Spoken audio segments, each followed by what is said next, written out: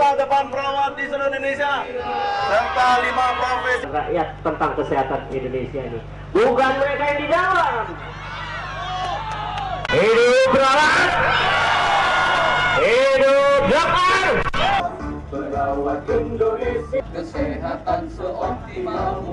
Aksi kali ini adalah bagian perjuangan tak henti dari profesi kesehatan khususnya perawat ya.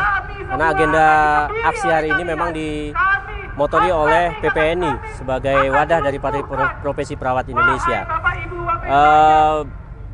Kita terus melakukan perjuangan dan menyuarakan aspirasi kita kepada pemerintah khususnya DPR yang menurut agenda hari ini akan ada paripurna dalam rangka pembahasan tingkat 2 RUU Kesehatan dan mungkin saja juga ada pengesahan. Oleh karena itu, kami tetap mempunyai sikap dari awal adalah menolak RUU Kesehatan ini. Ya, karena yang pertama adalah undang-undang ini seperti dibuat secara sembunyi-sembunyi.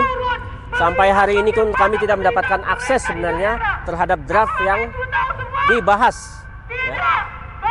Kenapa demikian kita meminta akses? Karena kami tenaga kesehatan khususnya perawat ini yang 60% dari seluruh jumlah tenaga kesehatan ini adalah stakeholder yang penting yang akan menjalankan undang-undang itu bila sudah jadi, maka kita adalah stakeholder yang meaningful.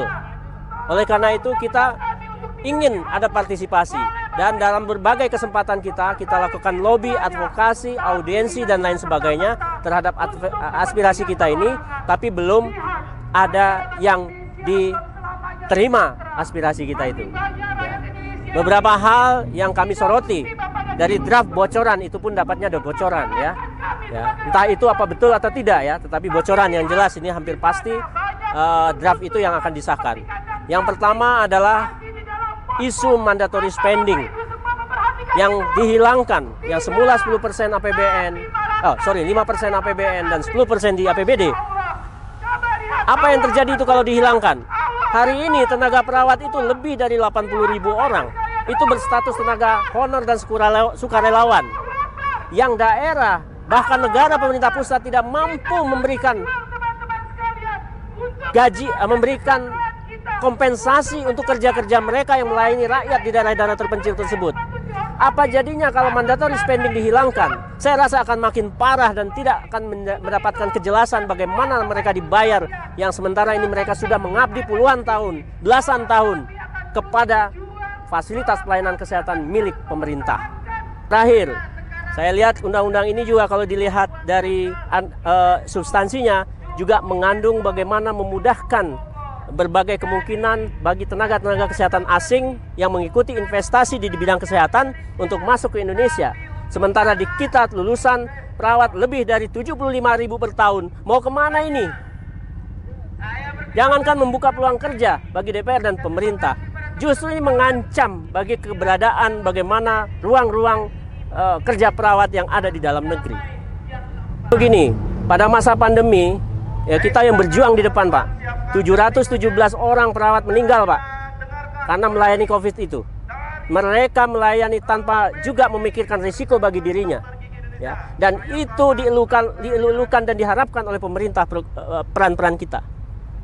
Melalui apa itu dilakukan? Melalui regulasi yang kuat. Tapi sekarang undang-undangnya dicabut. Itulah manifestasi atau gambaran daripada drama tadi. Bahwa di satu sisi kita dielulukan, tapi di sisi lain kita sebenarnya mau dibunuh. Jadi dari seluruh organisasi profesi belum ada yang pegang draft yang akan diparipurnakan ya Pak? Secara formal belum. Kita dapatnya dari bocoran. Itu aja. Pak, misalnya disahkan, apa tindakan-tindakan yang akan dilakukan Pak? Yaitu salah satunya tadi adalah bagaimana konsolidasi kita mogok. Yang kedua, judicial review. Itu yang bisa kita lakukan. Yang ketiga, kita lihat nanti situasi suasananya bagaimana.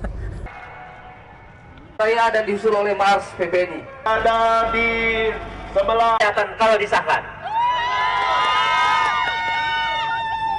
Teman sejawat yang